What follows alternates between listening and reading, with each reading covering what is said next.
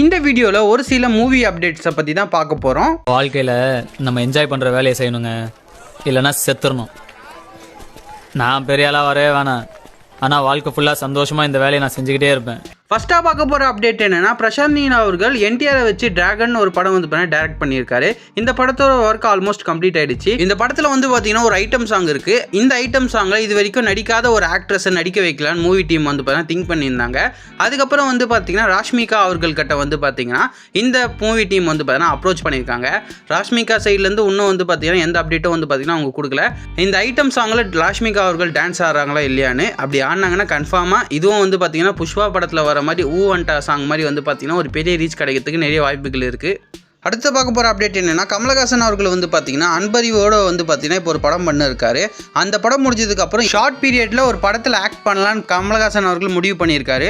இந்த படத்தோட டேரக்டர் வந்து பார்த்தீங்கன்னா எஸ் யு அருண்குமார். இவர் வந்து பார்த்தீங்கன்னா வீரதீர சூரன் படம் முடிச்சதுக்கப்புறம் வந்து பார்த்தீங்கன்னா இந்த கமிட்மெண்ட் கொடுத்துருக்காரு. ஆல்மோஸ்ட் ஸ்கிரிப்ட் ஒர்க் முடிஞ்சிருக்கு. இப்போ கமல் அவர்கள் இந்த கதையை கேட்டார்னா இந்த ஷூட்டிங் வந்து பார்த்தீங்கன்னா இமீடியட்டாக ஸ்டார்ட் ஆகிடும் அப்டேட் கிடச்சிருக்கு கைஸ். அடுத்த வருஷத்துலேயே வந்து பார்த்தீங்கன்னா இந்த படத்தை ரிலீஸ் பண்ணுறதுக்கு படக்குழு வந்து பார்த்தீங்கன்னா பிளான் பண்ணியிருக்காங்க. பார்ப்போம் அடுத்த வருஷம் இந்த படம் ஃபர்ஸ்ட் ஹாஃபில் ரிலீஸ் ஆகுதா இல்லையான்னு. அடுத்ததாக பார்க்க போகிற அப்டேட் என்னன்னா, ஜனநாயகன் படம் தான் வந்து பார்த்தீங்கன்னா விஜய் அவர்களுக்கு லாஸ்ட் படம்னு வந்து பார்த்தீங்கன்னா நம்ம நினச்சிருக்கோம். பட் இப்போ ரீசெண்டாக வந்து பார்த்தீங்கன்னா ஒரு ஃபங்க்ஷனில் மமிதா பைஜு அவர்கள் ஜனநாயகன் படம் தான் உங்கள் லாஸ்ட் படமானு வந்து பார்த்தீங்கன்னா மமிதா பைஜு அவர்கள் கேட்டிருக்காங்க. அதுக்கு விஜய் அவர்கள் வந்து பார்த்தீங்கன்னா இந்த எலெக்ஷன் ரிசல்ட்டை பொறுத்து தான் வந்து பார்த்தீங்கன்னா அதை முடிவு எடுக்க முடியும்னு வந்து பார்த்தீங்கன்னா சொல்லியிருக்காங்க. பார்ப்போம் இந்த எலெக்ஷன் ரிசல்ட் வந்ததுக்கப்புறம் வந்து பார்த்தீங்கன்னா விஜய் அவர்கள் இனிமேல் தொடர்ந்து படம் நடிப்பாரா இல்லை படம் நடிக்க மாட்டாரான்னு. அடுத்ததாக பார்க்க போகிற அப்டேட் என்னன்னா, ஜனநாயகன் படம் வந்து பார்த்தீங்கன்னா இப்போ ஆல்மோஸ்ட் கம்ப்ளீட் ஆயிடுச்சு. இந்த ப்ராஜெக்ட் கம்ப்ளீட் பண்ணதுக்கப்புறம் எச் வினோத் அவர்கள் யாரை வச்சு டைரக்ட் பண்ண போகிறான்னு வந்து பார்த்தீங்கன்னா இப்போ ஒரு ரூமர் கிளம்பியிருக்கு. என்ன ரூமர்னா, அடுத்த படம் டெஃபினட்டாக கன்ஃபார்மாக வந்து பார்த்தீங்கன்னா ரஜினிகாந்த் அவரை வச்சு தான் வந்து பார்த்தீங்கன்னா எச் வினோத் அவர்கள் வந்து பார்த்தீங்கன்னா டைரக்ட் பண்ண போகிறான்னு வந்து பார்த்தீங்கன்னா இப்போ ரூமர் கிளம்பியிருக்கு. இது 100% கன்ஃபார்ம்னு சொல்கிறாங்க. பட் இது நடக்கிறதுக்கு வாய்ப்பு இல்லை. ஏன் சொல்கிறேன்னா, ஜனநாயகன் படத்துக்கு முன்னாடியே வந்து பார்த்தீங்கன்னா தனுஷ் அவர்கள் எச் வினோத் அவர்கள் கமிட் பண்ணியிருந்தாரு. பட் ஜனநாயகன் படம் வாய்ப்பு வந்ததுக்கப்புறம் வந்து பார்த்தீங்கன்னா எச் வினோத் அவர்கள் விஜய் அவர்களை டைரக்ஷன் பண்ணுறதுக்கு போயிட்டார். இப்போ டெஃபினட்டாக வந்து பார்த்தீங்கன்னா அடுத்ததாக பண்ண போகிற படம் தனுஷ் அவர்கள் கூட தான் இருக்க போகிறோம். 100% கன்ஃபார்மான ஒரு நியூஸ் கிடச்சிருக்கு. பட் எச் வினோத் அவர்கள் ரஜினி அவர்களுக்கு ஒரு லைன் சொல்லியிருக்காரு. அந்த லைனை டெவலப் பண்ணுங்கன்னு வந்து பார்த்தீங்கன்னா எச் வினோத் கிட்ட ரஜினி அவர்கள் சொல்லியிருக்காரு. பட் வந்து பார்த்தீங்கன்னா இது அடுத்த படமாக இருக்கிறதுக்கு கன்ஃபார்மாக வந்து பார்த்தீங்கன்னா வாய்ப்பு இல்லை. இப்போ ரஜினிகாந்த் அவர்கள் ஜெயிலர் 2 படம் முடிஞ்சதுக்கப்புறம் வந்து பார்த்தீங்கன்னா ஒரு பிரேக் எடுத்து தான் அடுத்த படத்தை ஸ்டார்ட் பண்ண போகிறாரு. அதனால் வந்து பார்த்தீங்கன்னா மேக்ஸிமம் இது எச் வினோத் அவர்கள் டைரக்ட் பண்ணுறதுக்கு வாய்ப்பு இல்லை.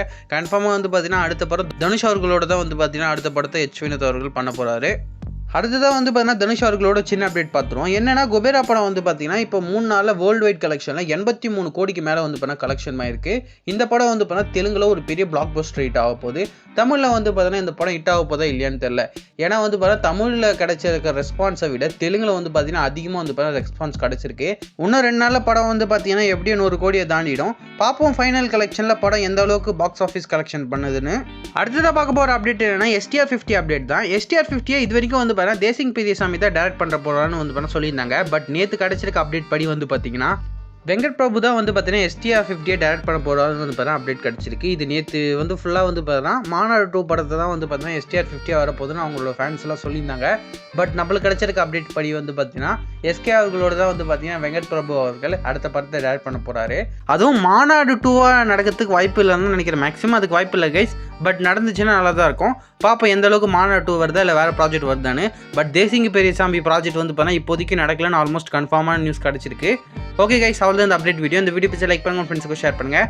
இன்னொரு வீடியோவில் சந்திப்போம். Bye guys.